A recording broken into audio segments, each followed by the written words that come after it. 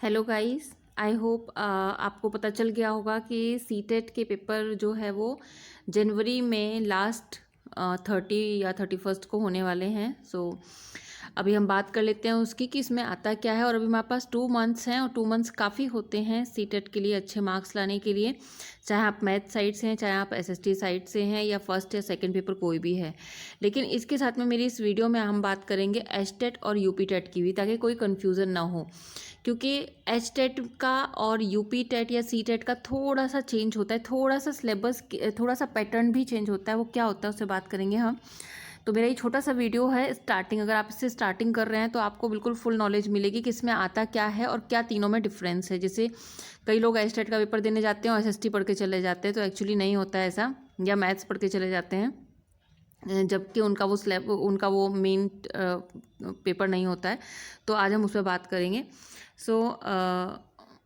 सबसे पहले मैं बता दूं कि सीटेट का जो पेपर होता है वो कितने मार्क्स का आता है, या सभी पेपर जो होते हैं वो 150 मार्क्स के आते हैं।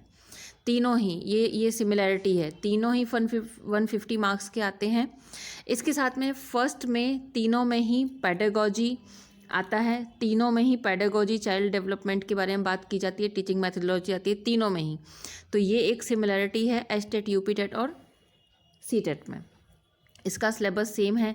सेकंड जो रहता है, चाहे वो फर्स्ट या सेकंड पेपर की बात करें, तो इसमें आता है एसएसटी या फिर मैथ्स, जो भी आपका टॉपिक होता है वो आता है। ठीक है, तो अभी हम ये, क्योंकि सिमिलरिटी नहीं है, नंबर 3 पे आता है। वेट, सो नंबर 1 पे आपका आता है पेडागॉजी। हम बात कर लेते हैं पेडागॉजी की। तो जो पहला जो हमारा उसका पार्ट होता है, सेक्शन होता है, वो होता है पेडागॉजी टीचिंग मैथडोलॉजी। वो होता है जो आता है 30 मार्क्स का तीनों ही पेपर में। सेकंड जो आता है उसकी हम बात करें, क्योंकि ये डिफरेंस है। तो फर्स्ट पेपर में तो आपको पता है कि जो फर्स्ट पेपर आता है, चाहे वो यूपी टेट का हो, चाहे वो एच टेट सी टेट का हो, ये दोनों ही में ईवीएस आता है। ईवीएस और मैथ्स से इससे रिलेटेड आती हैं चीज़ें, तो उसकी तो हम अभी उसको छोड़ते हैं। पेपर सेकंड पेपर में कन्फ्यूज़न होता है यूपी टेट, सी टेट और एच टेट में। तो जो सेकंड पेपर आता है फर्स्ट वाले का, जो हम फर्स्ट की अगर बात करते हैं, फर्स्ट पेपर की बात करते हैं, तो पैटर्न सेम रहता है। जो सेकंड वाला इसका सेक्शन आता है वो होता है ईवीएस प्लस मैथ्स, है ना। तो ईवीएस और मैथ्स होता है ये। आई होप समझ गए होगे आप लोग। नंबर 3 जो होता है वो होता है सब्जेक्ट्स, आपकी लैंग्वेज आपने जो ली है, हिंदी या इंग्लिश में से फर्स्ट लैंग्वेज जो चूज़ की है वो, उससे कोई फ़र्क नहीं पड़ता आप फर्स्ट लैंग्वेज किसको चूज़ करते हो, और सेकंड आपको दूसरी लैंग्वेज चूज़ करनी पड़ेगी, तो वो आपको इंग्लिश ही चूज़ करनी पड़ेगी। तो इस तरीके से ये 4 चीज़ें होती हैं। तो फर्स्ट पेपर ये कॉमन है, यही होगा, पैटर्न्स में कोई चेंज नहीं है। लेकिन सी टेट और यूपी टेट और एच टेट के सेकंड पेपर की हम बात करते हैं। सेकंड पेपर में बहुत कन्फ्यूज़न हो जाता है। तो सेकंड पेपर में फर्स्ट पार्ट सेम है, जो पेडागॉजी है। सेकंड पार्ट जो है वो, ये हम सेकंड पेपर की बात कर रहे हैं। सेकंड पार्ट जो है उसमें क्या किया है, उसमें आपकी एसएसटी या मैथ्स आता है, एसएसटी या फिर आता है मैथ्स। अब यहाँ पे हम बात कर लेते हैं, सी टेट और यूपी टेट में सेम है, लेकिन एच टेट में यहाँ पर आपका सब्जेक्ट आता है। सपोज़ कि मेरा सब्जेक्ट है इंग्लिश हिंदी, तो मेरे में ये चीज़ नहीं आएगी, मेरे में इसकी जगह पे इंग्लिश या फिर हिंदी आ जाएगा। ठीक है, सेकंड पेपर मतलब 60 मार्क्स का जो है, ये क्या होगा मेरा, ये पेपर होगा मेरा अपना सब्जेक्ट जिससे मैंने ग्रेजुएशन किया हुआ है, वो होगा। तो ये डिफरेंस है। थर्ड सेम वही है, लैंग्वेज चूज़ करनी होगी। फोर्थ में भी वही चीज़ है, लैंग्वेज चूज़ करनी होगी, जैसे मैंने बताया था।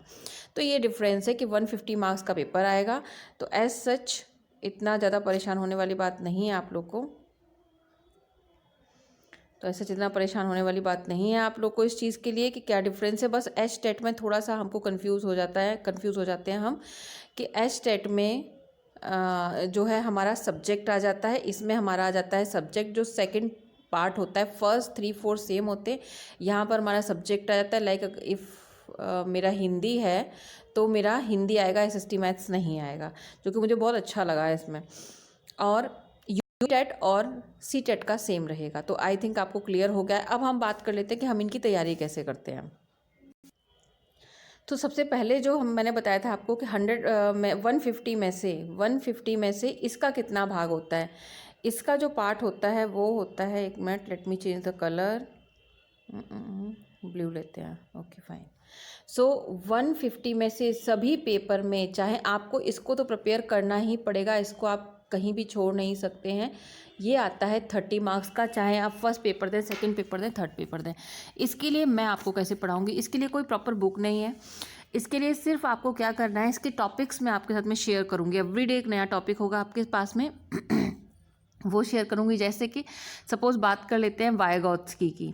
वायगॉत्स्की कहाँ के थे, उन्होंने किस चीज़ के ऊपर थ्योरी, उनकी थ्योरी किस चीज़ के ऊपर थी। तो जैसे ही आप वायगॉत्स्की नाम लेते हैं तो तुरंत ही सोशल कल्चर थ्योरी आ जाती है हमारे दिमाग में कि उन्होंने इसके ऊपर थ्योरी, इन्होंने मतलब सोशल चीज़ों के ऊपर बात की थी कि सोशल डेवलपमेंट होता है, इन्होंने उस चीज़ के ऊपर बात की थी।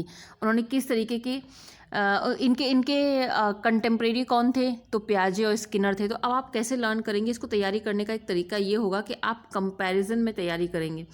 जैसे कि पियाजे और इनके बीच में क्या डिफरेंस था, इन्होंने देखिए, ये इनको मैंने बता दिया कि कंटेम्प्रेरी थे किसके, और इन्होंने किस तरीके की थ्योरीज दी हुई थी वो आपको पढ़ना पड़ेगा। ये एक एग्जाम्पल दे रही हूँ मैं वायगॉत्स्की का लेकर के। पियाजे और वायगॉत्स्की की जो इन्होंने लर्निंग की थ्योरी दी थी उसमें डिफरेंस क्या था, ठीक है। ये पहले क्या आता है, जैसे पियाजे ने बात की थी कि लर्निंग कम्स आफ्टर डेवलपमेंट, है ना, लेकिन वायगॉत्स्की ने बात की थी कि लर्निंग प्रोसीड्स डेवलपमेंट, ठीक है। तो ये डिफरेंस है दोनों का, क्या किस चीज़ पर पियाजे जो है वो एम्फेसाइज करते हैं, वायगॉत्स्की नहीं करते। वायगॉत्स्की जो है दूसरी बात कहते हैं। तो इन लोगों के बीच में इन्होंने किस तरीके की थ्योरी, क्या डिफरेंस है, तो इस तरीके से आपको पढ़ना पड़ेगा। या फिर जैसे हम बात कर लेते हैं, चलिए, एक बहुत बड़ा कन्फ्यूज़न होता है, मैंने बच्चों में देखा है कि जो थॉर्नडाइक थे उनकी और पावलोव की थ्योरी में बच्चे बड़े कन्फ्यूज होते हैं, क्योंकि थॉर्नडाइक ने किसकी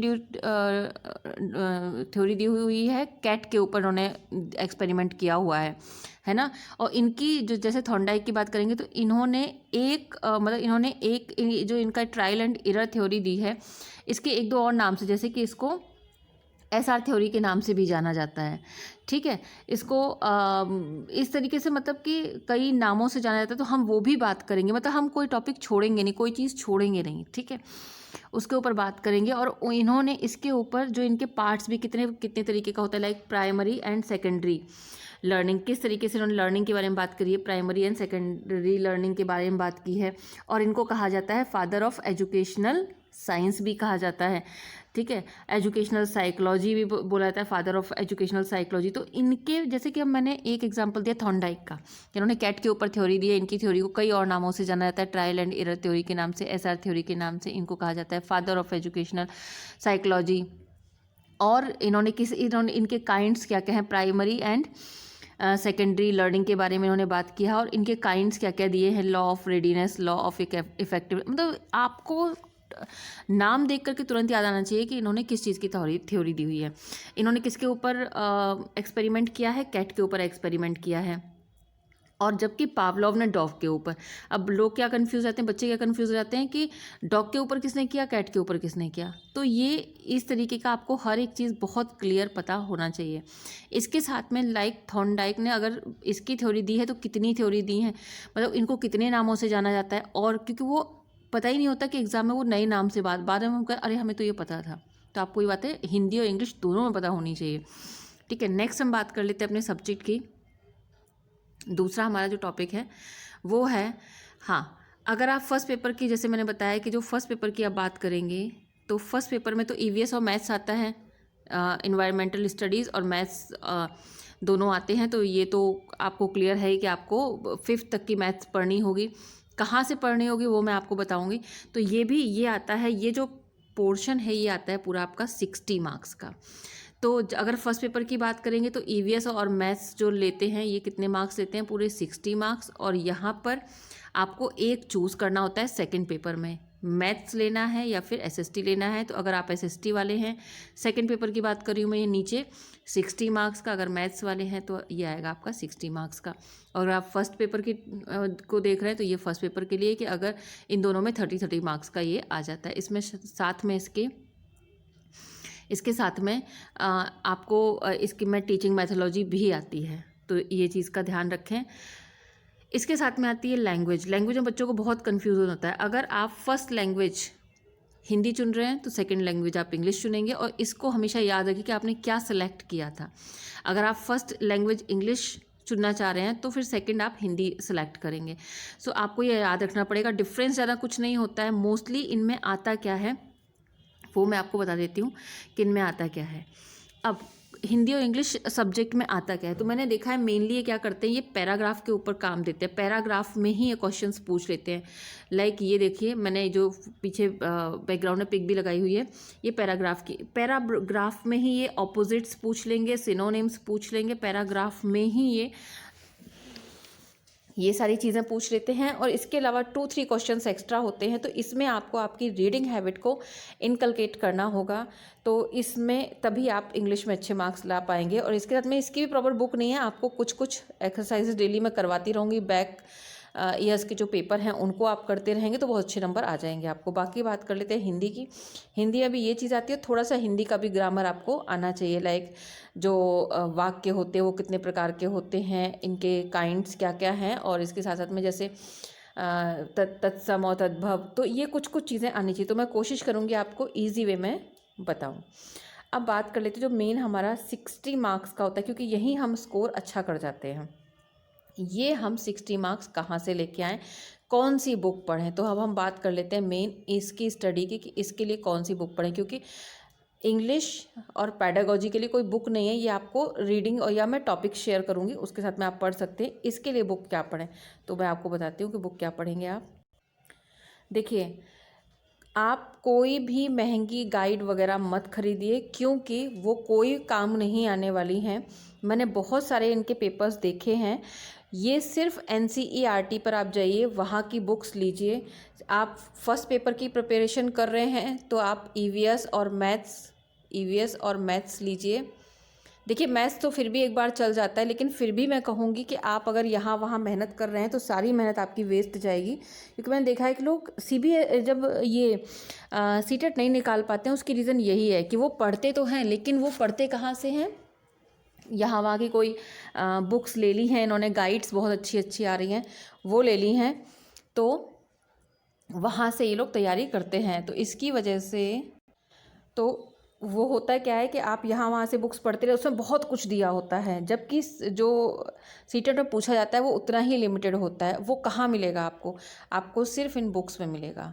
तो 1 बाय 1 हम इन बुक्स को कवर करेंगे, चाहे वो EVS हो चाहे वो SST हो, हम 1 बाय 1 इन बुक्स को कवर अप करेंगे अपने वीडियोज़ में।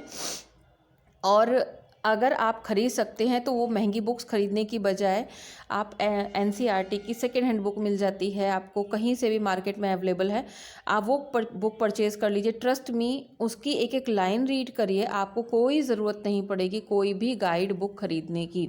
क्योंकि मैं जानती हूँ कई स्टूडेंट्स को मैंने देखा है कि वो बाद में आके फिर कोचिंग ज्वाइन करते हैं, 8,000-10,000 रुपीज़ में लगा देते हैं, जबकि आता क्या है, आता उन्हीं NCERT की बुक से ही है।